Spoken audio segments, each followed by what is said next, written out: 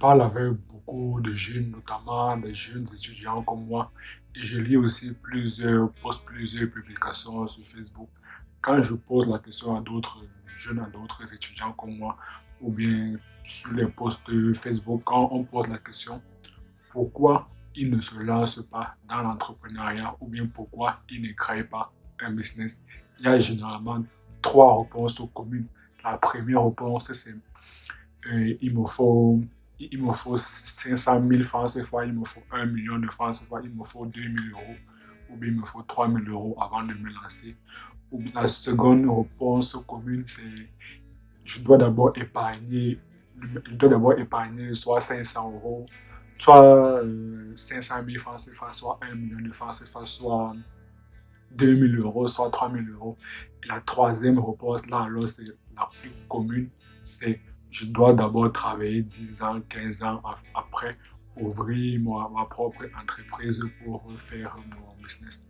Moi, je suis toujours sidéré, je suis toujours consterné par ce genre de réponse parce que moi, ça me dépasse. Pourtant, moi, je suis étudiant.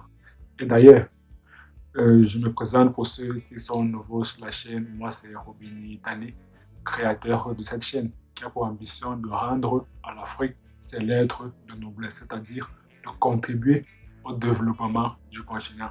Ceci ne pourra se faire qu'en ayant un grand pouvoir économique, c'est-à-dire que chacun d'entre nous, c'est-à-dire que toi, moi et chaque Africain devrait, d'une part, d'abord, atteindre la liberté financière et ensuite, après avoir atteint la liberté financière, devenir riche afin d'aider le continent à se développer. C'est la raison pour laquelle je te partage les tips, les secrets et les astuces des entrepreneurs à succès et de ceux qui ont réussi, que moi-même d'abord j'applique parce que j'aimerais montrer l'exemple, que moi-même d'abord j'applique afin que toi, plus tard, nous puissions connaître le succès, nous puissions connaître la réussite. Si ces secrets, ces tips et ces astuces t'intéressent, tu as deux choses à faire. La première, va dans la barre de description et télécharge gratuitement les trois e-books que j'ai écrits. Le premier e-book s'intitule 5 bonnes raisons de devenir riche. Il va te proposer 5 raisons pour lesquelles tu devrais devenir riche. Et le second e-book, c'est un résumé du livre Réfléchissez et devenir riche de Napoléon Hill qui va te parler des 13 notions de la philosophie de richesse expliquées par l'auteur du livre, c'est-à-dire Napoléon Hill. Et le troisième e-book que j'ai écrit s'intitule C'est un résumé du livre Père riche, Père pauvre de Robert Kiyosaki qui présente 6 notions fondamentales, 6 notions clés, donc 6 notions de base fondamentales et essentielles en termes d'éducation financière, en termes de finances personnelles pour t'apprendre à mieux gérer tes finances, pour t'apprendre à mieux conserver l'argent que tu gagnes à la fin du mois. Et la deuxième chose que tu as fait consiste à t'abonner et activer la cloche pour ne jamais rater nos prochaines vidéos. Maintenant que tu connais tes devoirs et tes responsabilités, entrons réellement dans le vif du sujet et découvrons pourquoi est-ce que les raisons que j'ai énumérées, autant pour moi en préambule, me sidèrent, me consternent.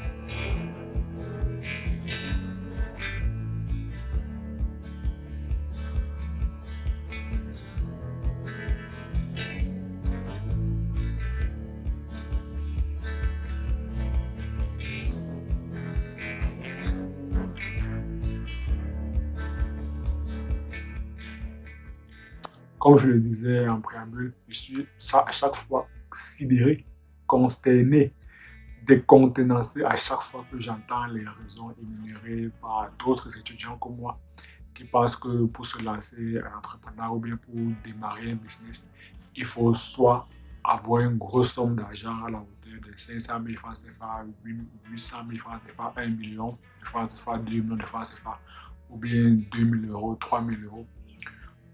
Autre raison, la seconde raison, ils estiment qu'ils doivent d'abord épargner toujours une grosse somme d'argent avant de pouvoir démarrer un business. La troisième raison, ils estiment qu'ils doivent d'abord travailler 10, 15 ans afin d'accumuler de l'expérience, afin d'ouvrir, afin de créer leur propre entreprise. Bon, commençons par la première raison. Donc, qui consiste à penser qu'il faut d'abord avoir une grosse somme d'argent avant de pouvoir démarrer un business, avant de pouvoir lancer une activité.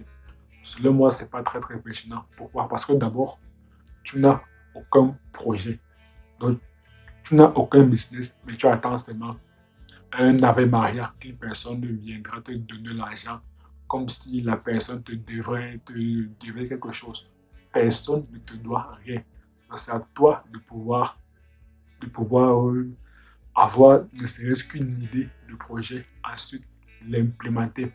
Tu n'es pas là, tu ne peux pas rester là, tu n'as aucun projet, tu n'as aucun business model, donc tu ne sais même pas comment gagner de l'argent et tu espères qu'un investisseur viendra investir sur toi. Que tu as quoi, que tu as montré quoi, que tu n'as rien montré. Donc, cette première raison, selon moi, est à oublier. Il ne faut pas considérer cette première raison. On ne, il n'est pas nécessaire de lancer un business forcément avec une grosse somme d'argent. On commence toujours avec une petite somme d'argent. Première chose à faire, lorsqu'on veut lancer un business ou bien lorsqu'on veut se lancer dans l'entrepreneuriat, première chose à faire, il faudrait d'abord se former, ensuite lancer son business avec des petits moyens, ensuite tester le marché pour savoir si le marché, si les clients vont accepter la solution que l'on propose. Si les clients n'acceptent pas la solution que tu proposes, dans ce cas, tu revois ta stratégie et tu relances encore ton business, et ainsi de suite, ainsi de suite. Si jusque-là, les clients n'acceptent pas la solution que tu as réajustée à maintes reprises, dans ce cas, tu peux abandonner ton business ou bien tu peux pivoter, donc aller vers un autre business, mais au moins tu auras accumulé de l'expérience. Par contre, à contrario, si le marché, si les clients ont accepté ta solution, ont adopté ta solution, dans ce cas, tu vas faire des bénéfices, tu vas faire des marges. Et avec ces bénéfices, tu vas prendre une partie pour réinvestir, pour réinjecter dans ton business. Donc, tu vas augmenter ton capital afin de pouvoir augmenter, afin que ton business puisse croître. Et c'est la même chose qu'on doit faire pour les raisons 2. La raison 2 qui consiste à d'abord à penser qu'il faudrait d'abord épargner une grosse somme d'argent avant de pouvoir se lancer. Faux, faux, faux, faux, faux. On commence toujours avec des petits budgets. C'est quoi l'avantage de commencer avec un petit budget? Avec un petit budget, c'est que même si ton business foire, parce que quand on se lance dans l'entrepreneuriat ou bien lorsque on démarre un business, il y a deux possibilités. Soit tu réussis, soit tu échoues. La possibilité de réussir est de 50%, la probabilité de réussir est de 50% et la probabilité d'échouer est de 50%. Donc, quand tu lances ton business avec un petit budget, si tu as échoué, au moins si tu n'auras pas autant mal que si tu avais investi des grosses sommes d'argent. Donc, leçon du jour. Ah, j'aimerais que tu retiennes bien ça. Leçon du jour, on ne lance pas un business avec des grosses sommes d'argent. Parce qu'en cas de perte, parce que la probabilité de perdre est de 50%, c'est énorme, c'est extrêmement élevé. Et si tu investis au départ avec de fortes sommes et que tu échoues, tu risques d'avoir des sueurs froides et peut-être même d'entrer en dépression. Donc, ce que tu devrais faire lorsque tu veux lancer un business, ou bien lorsque tu veux démarrer, ou bien lorsque tu veux te lancer dans l'entrepreneuriat, première chose à faire, il faudrait d'abord te former. Une fois que tu as des connaissances, des compétences suffisantes, tu peux maintenant passer à l'étape suivante qui consiste à mettre sur pied ton business. Et là, tu investis une petite somme d'argent. Ensuite, si ça marche, si le marché accepte la solution que tu proposes, donc tu augmentes ton capital pour avoir des bénéfices plus importants, et ainsi de suite. Par contre, si le marché refuse ta solution, tu réajustes ta stratégie et tu te relances à nouveau, et ainsi de suite. Si jusque-là, le marché refuse, tu pivotes, tu passes à un autre business. Et c'est d'ailleurs ce que j'ai fait lorsque j'ai débuté sur YouTube. J'ai commencé avec mon téléphone comme outil de caméra pour enregistrer les vidéos. Ensuite, j'ai pris un petit micro, donc j'ai investi une faible somme d'argent.